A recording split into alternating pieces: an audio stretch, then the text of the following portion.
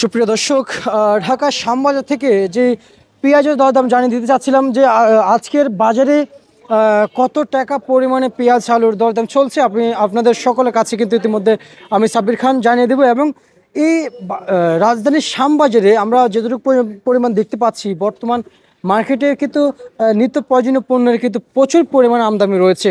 ব্যবসায়িকদের কাছ থেকে যতটুকু বার্তা পেয়েছি এখনও বৃদ্ধি হওয়ার সম্ভাবনা দেখছি না, কিন্তু বাজার বাড়বে এমনটি আবার জানিয়েছেন। যখনই বাজারে আমদানি কিংবা মার্কেটে আমদানি কমে যাবে তখন কিন্তু বাজার বৃদ্ধি হওয়ার সম্ভাবনা রয়েছে এমনটি বার্তা জানিয়েছেন। এতটুকু আমার কাছে আজকে নতুন খবর ছিল, তাই আপনাদেরকে জানিয়ে দিচ্ছি। এবার পেঁয়াজের বাজার দর জানিয়ে দিচ্ছি আপনাদেরকে।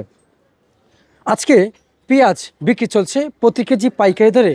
গত 3 থেকে 4 দিন আগেও 62 টাকা বিক্রি হয়েছে, আজকে বাজারে এসে সর্বোচ্চ 60 টাকা, সর্বনিম্ন আজকে 56 টাকা কেজি দর বিক্রি চলছে। প্রিয় দর্শক বন্ধুরা, প্রিয় দর্শক, এই 56 টাকা কেজি পেঁয়াজ কিন্তু 58 টাকা বাজার ছিল, সে পেঁয়াজ 2 টাকা কমে 56 টাকা দাঁড়িয়েছে। রসুন যেখানে 80 টাকা থেকে 90 টাকা বিক্রি হয়েছিল, সেই রসুন আজকে কিংবা গত 20 দিনের ব্যবধানে মার্কেটে বিক্রি চলছে প্রতি কেজি পাইকারি দরে। এবং আজকের চলতি বাজারে চলতি সপ্তাহে প্রিয় দর্শক চলছে 75 টাকা থেকে 65 টাকা এবং সর্বনিম্ন 45 টাকা থেকে কুচির মাথা রসুন, সর্বনিম্ন 45 টাকা থেকে মার্কেটে 50 টাকা, মাঝামাঝি রসুন 60 টাকা কেজি দরে বিক্রি চলছে।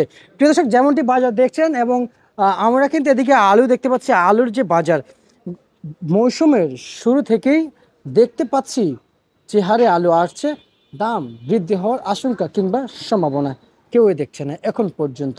প্রিয় দর্শক, আজকে আলু বিক্রি চলছে 10 টাকা থেকে 12 টাকা, যা গত 4 থেকে 5 দিন আগে 14 টাকা বিক্রি হচ্ছিল মার্কেটে।